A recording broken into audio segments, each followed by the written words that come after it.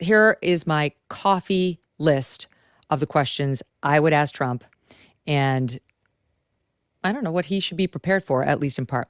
This is not they're not properly formulated into debate language. This is actually how I start my debate questions. I write down my thought on how I might ask it, and then I research it and I bolster it and I fact check all of it and make sure it's good. But anyway, here's where I'd go to Mr. Trump.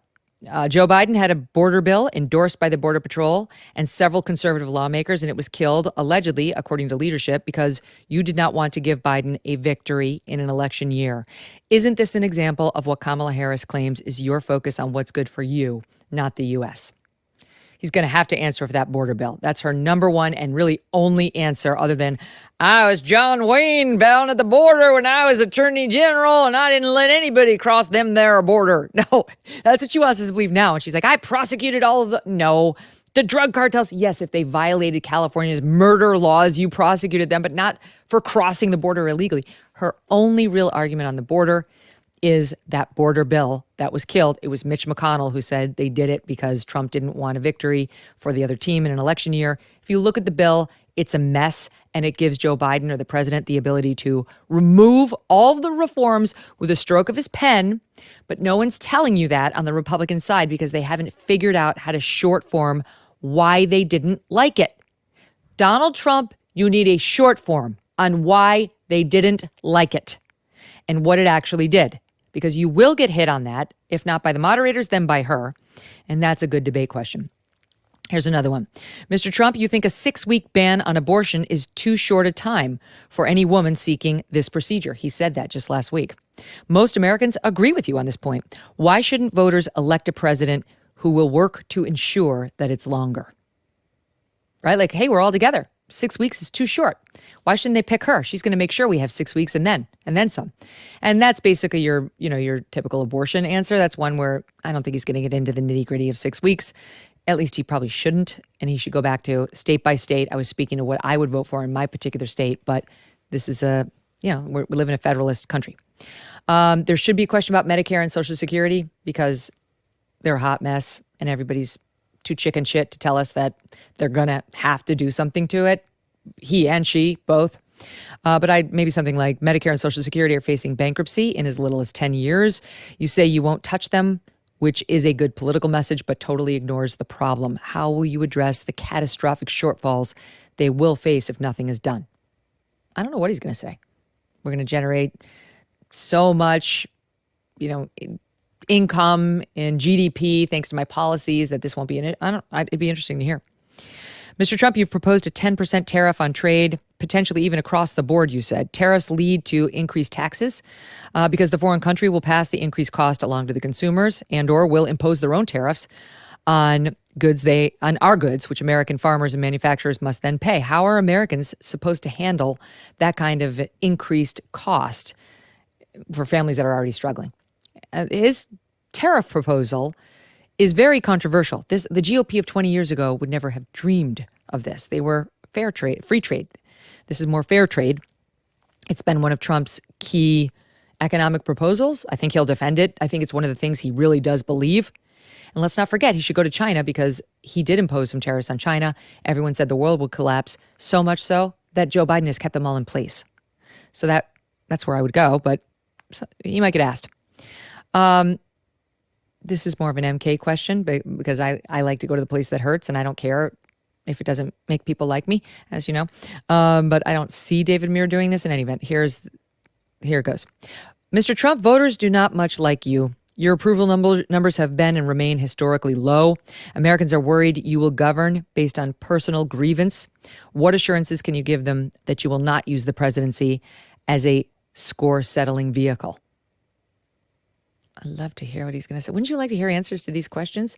And this is just what I would do to Trump. Can you imagine if I could ask my questions to Kamala Harris? I'll give you that list on another day. I just did Trump this morning. Okay, here's another one. This one's probably coming. Mr. Trump, virtually none of your cabinet, only 4 out of the 44 members, is voting for you. Mike Pence won't even endorse you. You're vice president. Why shouldn't voters follow the lead of those who have actually worked with you as president and are in the position to know you best professionally? That's a good question. She just released an ad on that today. 91% of his cabinet is against him. Fair question, good question, tough question.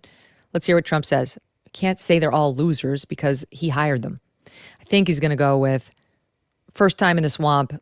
I was advised by swamp monsters and rhinos, and this time I'll know better. We'll see. Okay, I would love this one. I actually think this one should be asked. I would 100% ask this. I would say, Mr. Trump, after all the denials, the lawsuits, January 6th, the impeachment, your refusal to go to Mr. Biden's inauguration and more, you recently, quietly, on a podcast, admitted that you did lose the 2020 election, quote, by a whisker. Will you now admit before this audience that you lost and that your earlier claims to the contrary were wrong? That's a great question. I love my question. They should ask that question because Trump did say that the other day. And we saw some on the far right lose their minds saying kind of what I said there. Like, well, what was it all for? What was all this? The things I just went through, what was it all for? If you admit you lost, there are many Republicans who will not admit that to this day. And I like the way it would box Trump in to where, like, he either have to say, yes, I lost. He's not going to say, yes, I admit it all now. But, or it sort of puts him in the position of having to revive the stolen election claims, which the moderate voters in the swing states don't like.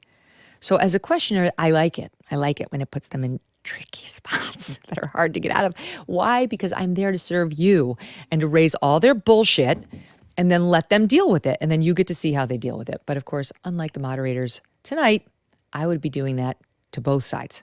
And I would have very tricky, tough, difficult questions for her too. My prediction is the toughest questions will come for Trump if they ask tough questions at all. They might go the CNN route. The CNN route in June was, we've been told by our bosses to try to win back moderate voters. We are just going to say, what will you do about Social Security? What will you do about the border? What will you do about inflation? Those are the questions in June. It was a relatively risk-free approach. It actually wound up being a hugely consequential debate because Joe Biden couldn't even answer those. And everybody knows what happened with him. But I'm going to guess that's kind of how tonight's debate will sound on ABC. Very generic, short, sweeping questions on the issues as opposed to specific, tight, provocative questions because they're going to be very worried about negative feedback, given that this is probably the one and only presidential debate between these two. We are sponsored today by Donors Trust, the tax-advantaged way for conservatives to simplify their charitable giving. Charitable giving is about more than goodwill and a tax write-off. Conservatives understand that civil society made possible by private philanthropy is often more effective than yet another government program. Donors Trust offers donor-advised funds, which work like your own charitable savings account, helping you simplify and manage your charitable giving. You make your tax-deductible contribution into your account, then grant out your funds to organizations like churches, education groups, and public policy institutes, or invest your charitable dollars to grow your future giving potential. Donors Trust handles the details and can even offer recommendations on where you can have the most impact. With the uncertainty of a changing presidential administration and Congress next year, now's the time to secure your charitable legacy with confidence. Visit donorstrust.org/MK to get your free donor prospectus. That's donorstrust.org/MK to increase the impact of your giving with Donors Trust. Thanks so much for watching. If you like what you just saw, hit the subscribe button for more clips and full episodes.